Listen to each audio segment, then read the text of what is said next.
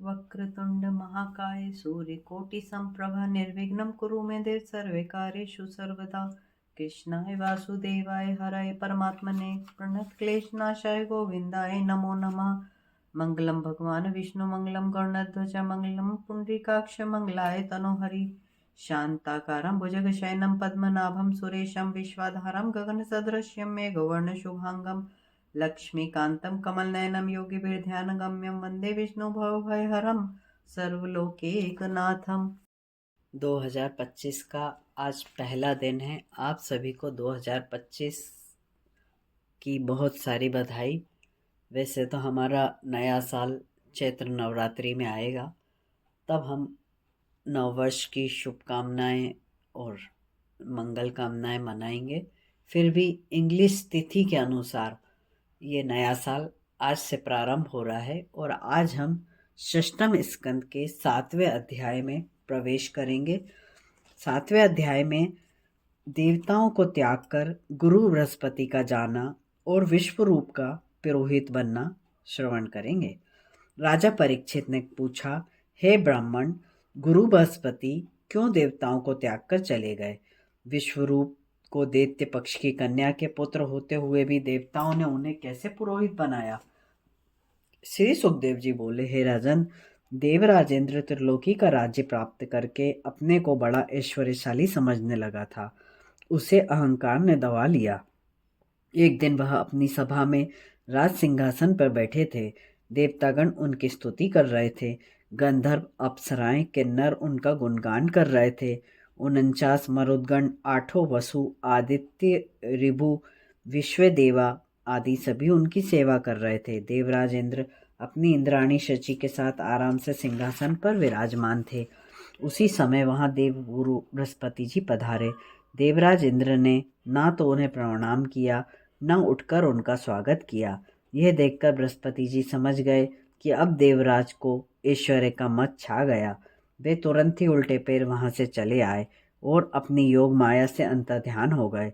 जब देवराज इंद्र को कुछ होश आया तो वह अपने मन में पछताने लगा और स्वयं को धिक्कारने लगा। जब देवराज इंद्र को यह पता चला कि गुरु बृहस्पति जी हमें त्याग कर कहीं चले गए हैं तो वे अति व्याकुल हो गए। जब वह बात दैत्य तथा दानवों के गुरु शुक्राचार्य जी को पता चली तो उन्होंने दैत्यों तथा दानवों को देवताओं से बदला लेने का अच्छा अवसर समझकर युद्ध के लिए उकसाया।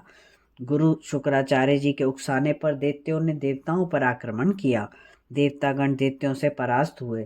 तब देवराज इंद्र व्याकुल होकर ब्रह्मा जी के पास आए और ब्रह्मा जी को गुरु बृहस्पति जी के चले जाने की करुण कहानी सुनाई। ब्रह्मा जी ने कहा, देवराज, यह बड़े दुख का विषय है कि तुम लोगों ने अहंकारवश गुरु बृहस्पति जी को कष्ट किया। तुम लोग ऐश्वर्य मद में चूर रहते हो। तुमने अपनी अनीति का यह फल पाया है कि आज दैत्यों ने तुम्हें हराकर तुम्हारी सब संपत्ति छीन ली। पहले के दैत्य दानव भी गुरु शुक्राचार्य को अपमानित करने के कारण निर्बल और हतभाग्य हो गए थे, किंतु उन्होंने अनुनय विनय से उन्हें मना लिया। वे अब समृद्धशाली बन गए। अब मेरी राय है कि तुम त्वष्टा के पुत्र विश्वरूप को अपना पुरोहित बनाओ।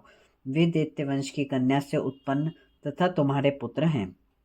तुम लोग उनकी सेवा करो।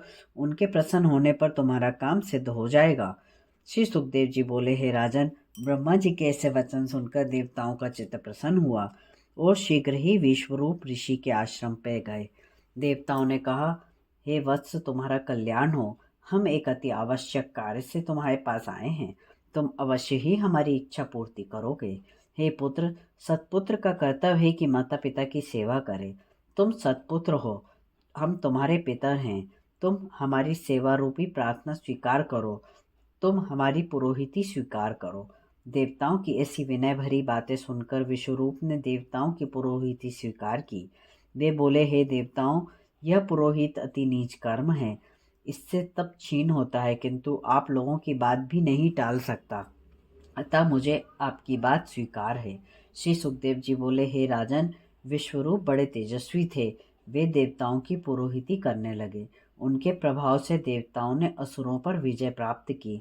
उसका कारण विश्वरूप का नारायण कवच का उपदेश ही था।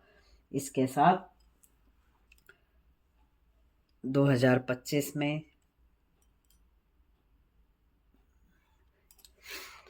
भागवत महापुराण का 7वां अध्याय आज विराम करते हैं। कल हम 8वें अध्याय में विश्वरूप द्वारा नारायण कवच का देवताओं को उपदेश करने का कथा श्रवण करेंगे। कर्पूरगौरम कर्णावतारम संसार सारम भुजगेंद्रहारम सदा वसंतम हृदयारविंदे भवम भवानी सहितं नमामि।